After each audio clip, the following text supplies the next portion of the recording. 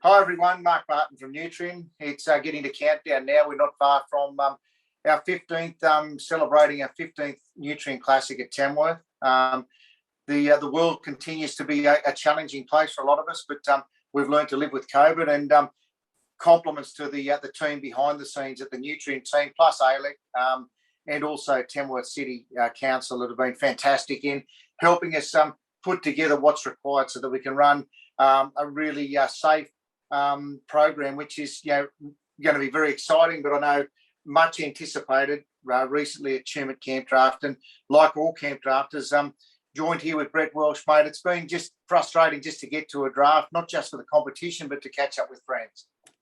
Yeah, it has, but that's what makes the Nutrien Classic so special. It's every year people get put back by COVID and restrictions and everything like that. Look what happens. Nutrien Classic's going to run in Tamworth. The Queensland border's open. Everything's good to go. We should never have doubted it. Look, it's like I say, it's compliment to a lot of work that does get done behind the scenes. I know Mark Witherden and his team put a lot of work in with, like I say, the ALEC team and Tamworth City to make sure that we've got every possible angle covered so that we can present a safe event. As we talked about before we came on live, mate, record numbers of entries. We had to start with nearly 1,000 sale horses, back to around 770 for sale time. And Brett, we're fully booked out in the paddock this year, mate. We'll be probably 3,400 horses on the grounds. Just phenomenal in anyone's standard. Like, to run a horse event and have that amount of horses is it's unprecedented in what, the event that you run. We talk about, the numbers of horses and the logistics behind it, power, camping, water, stables, everything else. The team at Tamworth just must be, overwhelmed when people say, oh, well, I want to camp there, I want to have a stable there. I've never heard anyone that has had, that's Michael Wilson, by the way, that anyone's had any grievances about where they're parked or that their stables aren't correct or anything like that. So huge effort from you guys. And for those people that are coming down, the constant question, what are the expectations of the team once you get there? With regard to vaccinations, there's no vaccination requirement. Obviously, we remain accountable to the New South Wales health requirements. Now, at this stage, it'll be you'll need to bring a face mask when you're indoors. You'll need to QR code to come in. We'll practice, safe distance and a safe COVID safe practices. People that are unwell are expected to isolate. But other than that, we've got nearly 1,500 first round runs. The challenge, mate, this year 150 entries, so that's growth of, again, nearly 33%. We've got around 450 in the Open, around 350 or 60 in the Classic, record entries in the Young Guns. People are keen to get out and compete.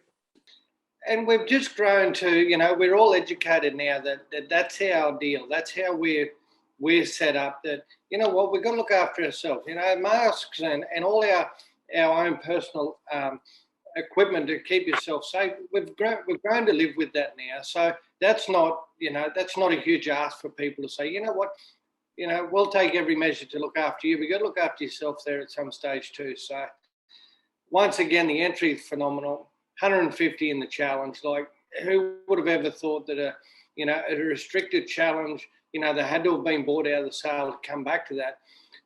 That's why the numbers you get at the most prestigious challenge in Australia. And these were all purchased from the one sale. So that in itself has a huge impact on the challenge world to go, come here and buy your horse. And they're queuing up to do it. Added an extra day. We've got 2.5 days of pre-work to accommodate those extra horses. We'll start the challenge on the Friday and then the Saturday for wet work with the final of that on the Sunday. This year, we've got a final event on the program virtually every night of the week. So we've got big programs, but we've got exciting entertainment each evening. Brett, you've got, I think, 6 or 7 horses to present. You've got horses to compete. You've also back on board doing the the roundup and the catch up, mate. But there's going to be, I understand you and the guys with Selena at the Wild Colts team. They've organised some different way of actually presenting our feature for this year. Well, we couldn't have the star of the show from last year that came in and done the first year and just outshone everyone. She was, everyone wanted to turn their computers on at the end of the day and see, Felicity's bubbly, personality there. Unfortunately, Felicity's boys starting school can't be with us. So we thought, with the help of the team and everyone's ideas, they're going to mix it up a little bit. We're going to have a few different panelists and whatever else. So, yeah, that's going to be exciting in itself. It won't be the same format, but, stay tuned. It's going to be as equally entertaining. And, mate, talking about entertainment, you've obviously got the Ringers outfit on. Ringers have come on board with what I think is going to be a lot of fun, but it's also a really important cause. The New South Wales Harness Rehoming Company, along with Nutrien and along with Ringers, and you're one of those riders that have got these 6 horses plus the Ringers wildcard in Mick Wilson. Mate, what have you done to incite these other competitors that they want to beat you so bad? Well, I don't really know what I've done, but obviously I've got the target on the back. It's been one of those things that, we had to take the bull by the horns and try and get some atmosphere around it. It's grown. The calibre of people in there that are just fun-loving, happy-go-lucky people. Michael Wilson, Bandy, everyone, it's all out that, I've got the target, but, it's when you give so much, you've got to be able to take it. And that's what it's about. It's about the horses. The great feedback that I've heard, this is for the Nutrien team, is no other company has taken the initiative and that to try and put back into the sport or their animal or their breed like you guys have. And that's what they're saying. You've come on board, not only have you, tried to do the sale and take that, but you've then turned around and said, well, we're going to do something with the life after racing. And that has won so many, admirers in that harness racing world. And that's a credit to you guys. Look, the thing that it'll run over 3 days. We'll pre-work those horses on Tuesday. Not much different to how we do our other performance horses. Wednesday, we'll have a little bit of an obstacle course or in the indoor arena. And then Thursday, we've got the camp draft. $5,000 to the charity of the winning rider's choice, plus $3,000 cash for them, plus $2,000 for second and $1,000 for third. So whilst it's a bit of fun, you guys are taking it a little bit more serious when it comes to Thursday night when we bring in some nice little black and white dairy steers to have a run. Yeah, well, I've actually taken it to the next level. I've tried to get a substitute rider for mine. I'm happy to do the work at home. He was just going to check in with his prior commitments, and I think we'll hear back from him. He's on fire. He's won 2 maidens in the last 2 weekends, and I'm pretty confident I'll get him. So look out. Mate, Warwick Lawrence has actually agreed to judge that event, so do you think maybe a few bob to Warwick might actually help your cause too? Oh, without a doubt. His esky will be full all week. It'll just be automatically topped up.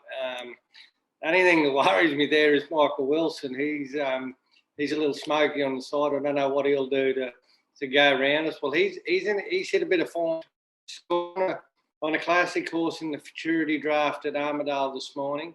He's got 2 in the final of the maiden there as we speak in maiden A.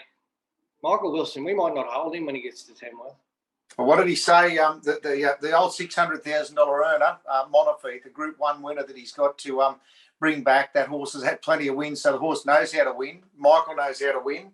But after seeing a little bit of footage of Emma O'Shea and seeing how determined she was at Tumut, I wouldn't like to be the bookmaker trying to put the odds on it, but it'll be great fun. The Classic's coming up. We're going to start competition Thursday the 27th. That'll start with the open draft. Our first day of pre-work will be on Monday the 31st, and we'll sell the first 100 open age horses on Wednesday the 2nd February. Most important this year, open age horses, then all the 2-year-olds, then the 3-year-olds, then all our 4-year-olds. So that's going to be a format we'll try this year. If you need any more information, have a look on the website. Is nutrienequine.com.au. Go into the catalogue. You can see a lot of the updated photos, a lot of extra information the vendors have put in, and we'll look forward to getting there. And Brett, you and your guest presenters will keep us informed each day with the help of Selena and her team behind the camera. Yeah, can't wait to get there.